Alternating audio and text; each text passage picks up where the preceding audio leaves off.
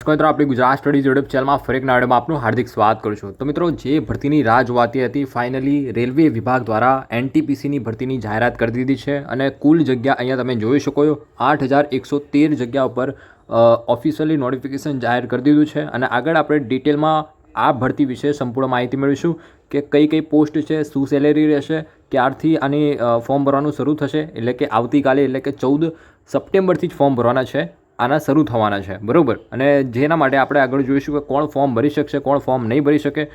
દરેક વિગતવાર આપણે નોટિફિકેશન જાહેર થઈ ગયું છે ડિટેલમાં. એ નોટિફિકેશન આધારે માહિતી મેળવવાની છે કે સિલેબસમાં શું છે, ઇંગ્લિશ છે કે નથી, ઓકે. તો એના વિશે પણ માહિતી મેળવી. તો પ્લીઝ વિડીયોને લાસ્ટ સુધી જોજો. એન્ડ બીજું ખાસ કરીને તમને જણાવી દઉં કે આપણી ચેનલ પર તમે નવા હોય અને સબસ્ક્રાઈબ કરવાનું બાકી હોય તો સબસ્ક્રાઈબ કરી રાખજો. આ ભરતીને લઈને નેક્સ્ટ આપણે બુક લિસ્ટ ઉપર, સ્ટ્રેટેજી ઉપર કે પછી આના ઉપર એનાલિસિસ ઉપર ઘણા બધા વિડીયોઝ આવવાના છે કે કેવી રીતે તૈયારી કરી શકાય, કેવી રીતે એક્ઝામને ફર્સ્ટ એટેમ્પમાં ક્લિયર કરી શકાય.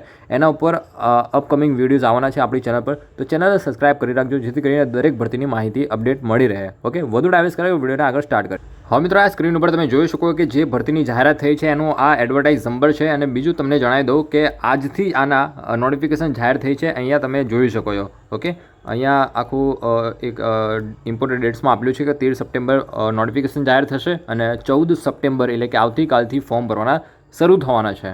અને 13 ઓક્ટોબર સુધી તમે ફોર્મ ભરી શકશો, બરાબર મિત્રો. અને જે ફી છે એ 14 ઓક્ટોબર સુધી જે કહેવાય એક્ઝામ ફી ભરવાની હોય છે એ 14 ઓક્ટોબર સુધી ભરી શકશો.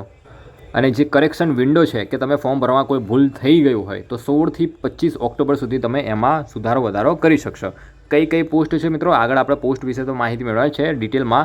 જેમ કે અહીંયા તમે જોઈ શકો કે ડિટેલ ઓફ વેકેન્સીઝ આમાં 18થી 36 વર્ષના કેન્ડિડેટ ફોર્મ ભરી શકશે with 3 years relaxation as per detail. Okay, એટલે કે જે 3 વર્ષની કેટેગરી પ્રમાણે છૂટછાટ મળતી હોય છે એ પ્રમાણે તમને ઉંમરમાં છૂટછાટ મળી રહેશે જે કેટેગરી પ્રમાણે. હવે અહીંયા વેકેન્સીની વાત કરીએ કે કઈ પોસ્ટ આવેલી છે. તો સૌથી પહેલાં જે હાયર પોસ્ટ છે ચીફ કોમર્શિયલ કમ ટિકિટ સુપરવાઇઝરની પોસ્ટ છે મિત્રો. એમાં સેલેરી તમારી લેવલ 6ના આધારે તમારી સેલેરી બનશે. તો અહીંયા તમે જોઈ શકો 35,400 રૂપિયા સ્ટાર્ટિંગ સેલેરી છે.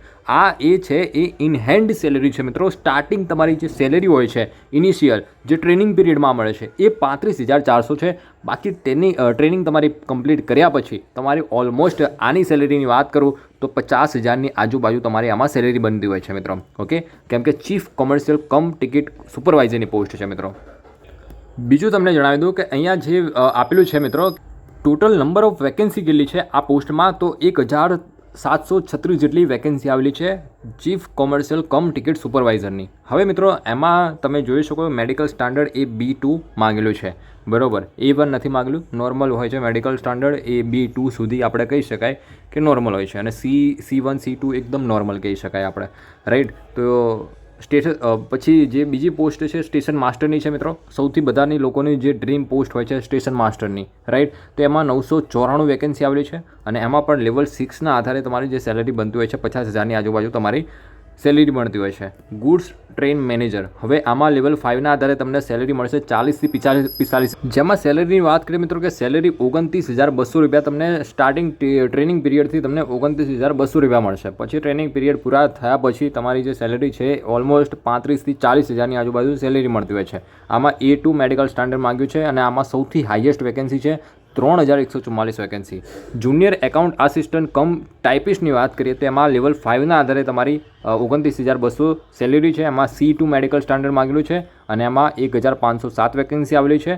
અને સિનિયર ક્લર્ક કમ ટાઈપિસ્ટની વાત કરીએ તો એમાં પણ 5 વેકેન્સી છે અને 29,200 સેલેરી એમાં પણ રહેશે અને 732 વેકેન્સી આવેલી છે. ઓકે, હવે મિત્રો તમને એક ખાસ કરીને એક વાત કરવાની છે કે આ જે પોસ્ટ છે ને બધી પોસ્ટ ઇન્ટરેસ્ટિંગ પોસ્ટ છે. બધી પોસ્ટનું અલગ અલગ કામકાજ છે, રાઈટ. સ્ટેશન માસ્ટરનું અલગ કામ છે, પછી ટિકિટ સુપરવાઇઝરનું અલગ કામ છે. જો તમારે જાણવાની ઈચ્છા હોય કે કઈ પોસ્ટમાં શું કામ કરવાનું છે અને એની જોબ પ્રોફાઇલ કેવી હોય છે તો હું એના ઉપર એક સેપરેટ અલગ વિડીયો બનાવી દઈશ અને એ પોસ્ટ ઉપરથી તમે જાણી શકશો કે પોસ્ટમાં શું કામ કરવાનું હોય છે, રાઈટ. તો એનો પણ વિડીયો આપણી ચેનલ પર અપડેટ કરી દઈશ, ઓકે, ટૂંક સમયની અંદર. હવે આમાં સ્ટેજ ઓફ એક્ઝામની વાત કરીએ કે કેવી રીતે તમારું સિલેક્શન થવાનું છે તો તમે જોઈ શકો કે there shall be 2 stages computer base test. Okay, એટલે કે તમારે 2 એક્ઝામ લેવામાં આવશે. CBT1 અને CBT2 હશે, રાઈટ. અને બીજું એક હશે ટાઈપિંગ સ્કિલ ટેસ્ટ હોય છે, બરાબર.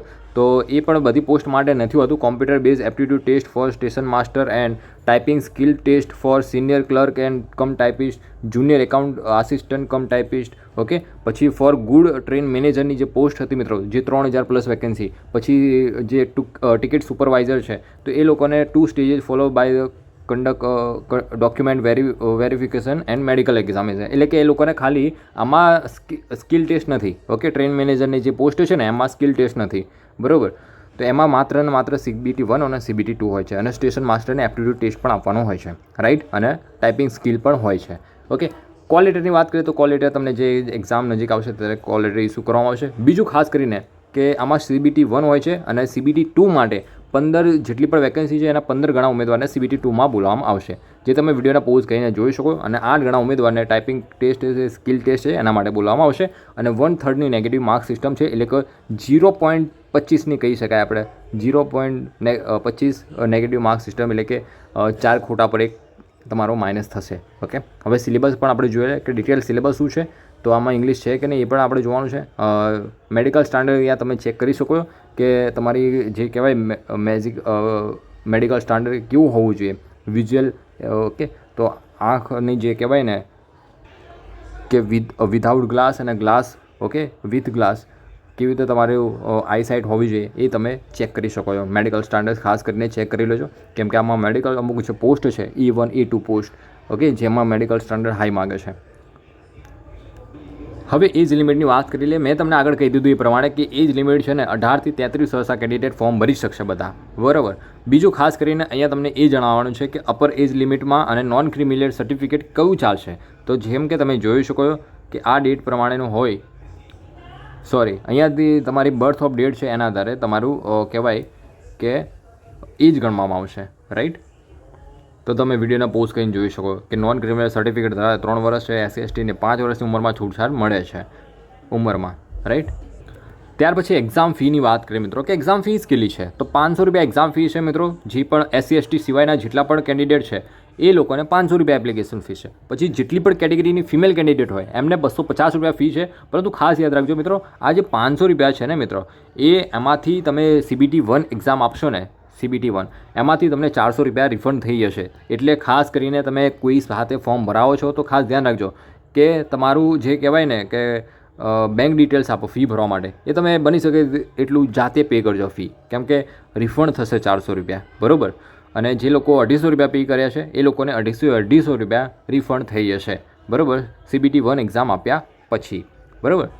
હવે મિત્રો સિલેબસની વાત કરી લઈએ મિત્રો કે સિલેબસ શું છે CBT1નો. CBT1નો જે સિલેબસ છે મિત્રો, અહીંયા તમે જોઈ શકો 90 મિનિટ તમને સમય મળશે. 90 મિનિટ એટલે તમે જોઈ શકો. અને કેટલા ક્વેશ્ચન અટેમ્પ્ટ કરવાના રહેશે? ટોટલ 100 ક્વેશ્ચન મળશે, બરાબર. જેમાં 40 ક્વેશ્ચન છે ને મિત્રો એ જનરલ અવેરનેસના છે. પછી મેથેમેટિક્સ છે એ 30 માર્ક્સનું છે, અને રિઝનિંગ 30 માર્ક્સનું છે. એમ કરીને મેઇનલી આ 3 સબ્જેક્ટ ઉપર તમારે મેઇન ફોકસ રાખવાનું છે, અને આના આધારે તમારું મેરિટ બનવાનું છે મિત્રો, બરાબર. અને 15 ગણા ઉમેદવારને, જેટલી પણ વેકેન્સી છે એના 15 ગણા ઉમેદવારને CBT2 માટે બોલાવવામાં આવે છે, બરાબર. તો CBT1 ક્લિયર કરી લીધું પછી તમારા ચાન્સીસ વધુ બની જતા હોય છે સિલેક્શનના.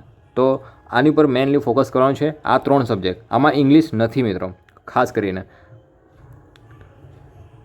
પછી જે CBT2 છે એમાં મેં તમને કીધું એ પ્રમાણે કે 15 ગણા ઉમેદવારને બોલાવવામાં આવશે. હવે અહીંયા ડિટેલ સિલેબસ આપેલો છે કે મેથેમેટિક્સમાં શું વાંચવાનું છે, જનરલ ઇન્ટેલિજન્સ રિઝનિંગમાં શું વાંચવાનું છે, જનરલ અવેરનેસમાં શું વાંચવાનું છે, એનું ડિટેલમાં તમને માહિતી આપેલી છે કે કયા કયા ચેપ્ટર પર મેઇનલી ફોકસ કરવાનું છે તમારે. CBT2ની વાત કરીએ મિત્રો, CBT2માં 15 ગણા ઉમેદવારને બોલાવવામાં આવશે. અને CBT2 પણ તમારો 90 મિનિટનો સમય છે. એમાં GK જે જનરલ અવેરનેસ છે એ 40ની જગ્યાએ 50 ગુણનું પૂછાશે. પછી મેથેમેટિક્સ છે એ 35 માર્ક્સનું પૂછાશે, રિઝનિંગ 35 માર્ક્સનું થઈ જશે. એમ કરીને 120 ક્વેશ્ચન પૂછાશે. તો આમાં પણ CBT2માં પણ ઇંગ્લિશ તમારું નથી પૂછવાના. હવે મેથેમેટિક્સ છે એનો પણ સિલેબસ અહીંયા ડિટેલમાં આપેલો છે, એ તમે જોઈ શકો. આમાંથી મેઇનલી પૂછાવાનું છે, ઓકે. આ જે ટોપિક આપેલા છે એ વિડીયોને પોઝ કરીને તમે જોઈ શકો છો. પછી જે પોસ્ટ માટે ટાઈપિંગ સ્કિલ છે, ટેસ્ટ છે એ લાગુ પડતી હોય, જે પોસ્ટના નામ આપેલા છે એ પોસ્ટ માટે એપ્લાય કર્યું હોય તો એ પોસ્ટ માટે તમારે ટાઈપિંગ ટેસ્ટ પણ આપવાનો રહેશે CBT2 પછી. પછી ડોક્યુમેન્ટ વેરિફિકેશન થતું હોય છે, મેડિકલ સ્ટાન્ડર્ડ ટેસ્ટ થતું હોય છે. આ પ્રમાણે હોય છે મિત્રો. જેમ કે અહીંયા તમે વિડીયો પોઝ કરીને તમે જોઈ શકો કે સ્કિલ ટેસ્ટ છે એ કોને કોને આપવાની છે. જેમ કે ટ્રેન મેનેજર છે એને સ્કિલ ટેસ્ટ નથી. પછી જે લોકોએ સિનિયર ક્લર્કમાં એપ્લાય કર્યું ટેસ્ટ આપવાની રહેશે સ્કિલ, બરાબર. પછી સુપરવાઇઝરને પણ કોઈ ટેસ્ટ નથી, અને સ્ટેશન માસ્ટરને એક એપ્ટિટ્યૂડ બેઝ હોય છે, કોમ્પ્યુટર બેઝ એપ્ટિટ્યૂડ ટેસ્ટ એ આપવાની હોય છે CBT 2 પછી, બરાબર. અને જે CBT 1 છે, CBT 2 છે, બધી પોસ્ટ માટે કોમન રહેશે, બરાબર. અને આમાં પણ નોર્મલાઇઝેશનની સિસ્ટમ રાખવામાં આવેલી છે કે કઈ શિફ્ટમાં ઇઝી અને કઈ શિફ્ટમાં હાર્ડ પૂછાય, એના આધારે તમારા માર્ક્સ ફાઇનલી નોર્મલાઇઝ થશે. બીજું તમને પ્રશ્ન થશે કે આ બધી પોસ્ટ માટે અલગ અલગ ફોર્મ ભરવાનું રહેશે. તો મિત્રો ના, બધી પોસ્ટ માટે અલગ અલગ ફોર્મ નથી ભરવાનું, તમારે પ્રિફરન્સ આપવાની રહેશે. તમે જ્યારે ફોર્મ ભરશો ને ત્યારે તમારે પ્રિફરન્સ આપવાની છે કે ભાઈ સ્ટેશન માસ્ટર છે એ મારે પહેલાં રાખવાનું છે, પછી ટ્રેન મેનેજર છે, પછી ટિકિટ સુપરવાઇઝર છે, આવી રીતે તમારે પ્રિફરન્સ આપવાનું છે. બધા માટે અલગ અલગ ફોર્મ નથી ભરવાના મિત્રો, ઓકે. અને એક્ઝામ લેંગ્વેજની વાત કરીએ કે એક્ઝામ લેંગ્વેજ કઈ કઈ છે, તો ગુજરાતી ભાષામાં પણ તમે આની એક્ઝામ આપી શકશો, ઓકે. તો ખાસ આ વાત છે. હવે મિત્રો આપણા ગુજરાતની વાત કરીએ ને કે ખાસ કરીને સેન્ટ્રલની આ ભરતી છે, તો ગુજરાતમાં આપણે અમદાવાદ સેન્ટર મળ્યું છે. તમારું પોસ્ટિંગ થશે તો મે બી અમદાવાદમાં તમારું પોસ્ટિંગ થશે. તો આપણે એ જાણવું જરૂરી છે કે અમદાવાદમાં કેટલી વેકેન્સી છે. તો અમદાવાદની ટોટલ વેકેન્સીની વાત કરીએ તો મિત્રો 516 વેકેન્સી અમદાવાદમાં છે, બરાબર. હવે એમાં તમે પોસ્ટ વાઇઝ તમે અને કેટેગરી વાઇઝ તમે જોઈ શકો કે કઈ પોસ્ટમાં અને કઈ કેટેગરીમાં સૌથી વધારે વેકેન્સી છે. જેમ કે અહીંયા તમે જોઈ શકો મિત્રો કે જે ટિકિટ સુપરવાઇઝર છે એમાં 157 વેકેન્સી છે, અને પછી સ્ટેશન માસ્ટરની 71 વેકેન્સી છે.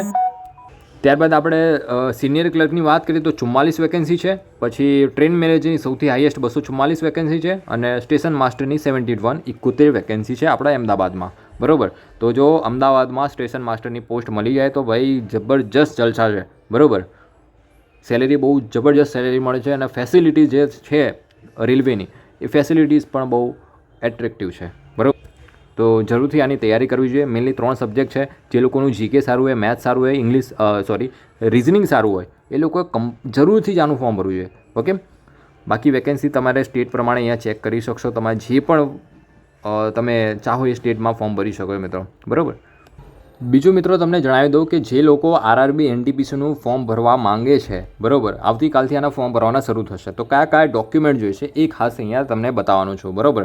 બીજું એની પહેલાં તમને જણાવી દઉં કે RRB NTPCનું ફોર્મ ભરવા માંગતા હોય તો 9327727755 આ નંબર ઉપર તમારે વોટ્સઅપ કરવાનું છે. આ જે પણ ડોક્યુમેન્ટ છે ને આ નંબર ઉપર તમારે વોટ્સઅપ કરવાના છે મિત્રો. 9327755901, ઓકે. 901 આ નંબર પર તમારે વોટ્સઅપ કરવાના છે. તમારા ડોક્યુમેન્ટ તમને ઓનલાઈન ઘરે બેઠા ફોર્મ ભરી આપવામાં આવશે મિત્રો, બરાબર. તો કયા ડોક્યુમેન્ટ રિક્વાયર્ડ છે? આધાર કાર્ડ હોવું જરૂરી છે, મોબાઈલ નંબર તમારો, ઈમેલ ID છે, પાસપોર્ટ સાઇઝનો ફોટો, સિગ્નેચર તમારે મોકલવાની રહેશે. વોટ્સઅપ પર જ બધા ડોક્યુમેન્ટ મોકલી આપવાના રહેશે મિત્રો. મધર અને ફાધરનું નેમ છે, પછી કાસ્ટ સર્ટિફિકેટ. જો OBC SC ST કેન્ડિડેટ હોય તો એમને કાસ્ટ સર્ટિફિકેટ હોય છે, એ કાસ્ટ સર્ટિફિકેટ મોકલવાનું છે. નોન ક્રિમિનલ સર્ટિફિકેટ તમારે OBC એનું પણ મોકલવાનું છે. ખાસ યાદ રાખજો, નોન ક્રિમિનલ 3 વર્ષથી જૂનું ના હોવું જોઈએ, ઓકે. 3 વર્ષથી જૂનું ના જોઈએ. પછી 10 પાસ અને 12 પાસની માર્કશીટ તમારે મોકલવાની છે, અને ગ્રેજ્યુએશનની લાસ્ટ જે માર્કશીટ હોય, છેલ્લી માર્કશીટ એ મોકલવાની રહેશે મિત્રો, ઓકે. અને આ જે પોસ્ટ હતી મિત્રો ગ્રેજ્યુએશન ઉપર છે. 12 પાસ ઉપર હજુ નોટિફિકેશન નથી આવ્યું. NTPCમાં 12 પાસ ઉપર અંડર ગ્રેજ્યુએટ પોસ્ટ હોય છે, જે 12 પાસ ફોર્મ ભરી શકે, પરંતુ એની નોટિફિકેશન હજુ નથી આવી. એની ટૂંક સમયમાં આવી જશે, બરાબર. તો એનું અપડેટ આવે છે તો આપણી જે ચેનલ છે એના ઉપર હું અપડેટ કરી દઈશ, અને રેગ્યુલર ટેલિગ્રામ ઉપર પણ બધી અપડેટ આપતો હોઉં છું. અને અપકમિંગ આની તૈયારી કેવી રીતે કરવી, કઈ બુક વાંચવાની છે, એના ઉપર સેપરેટ અલગ વિડીયો બનાવવાનો છું. કે GK છે, જનરલ અવેરનેસ છે, તો એમાંથી ક્યાંથી વધારે પ્રશ્નો પૂછાતા હોય છે, ક્યાંથી તૈયારી કરવાની છે, એના ઉપર સેપરેટ અલગ વિડીયો બનાવવાનો છું. તો ચેનલ સાથે જોડાયેલા રહેજો. સબસ્ક્રાઇબ ના કર્યું હોય તો સબસ્ક્રાઇબ કરી રાખજો, ઓકે. તો આ હતી ભરતીની સંપૂર્ણ માહિતી. જો મિત્રો તમને કોઈ ડાઉટ હોય, કોઈ કન્ફ્યુઝન હોય, કોઈ પ્રશ્ન હોય તો કોમેન્ટ સેક્શનમાં કોમેન્ટ કરીને જરૂર પૂછજો. હું જરૂરથી રિપ્લાય આપીશ. તો મળે નેક્સ્ટ વિડીયોમાં. આજના વિડીયો પર તો આટલું જ.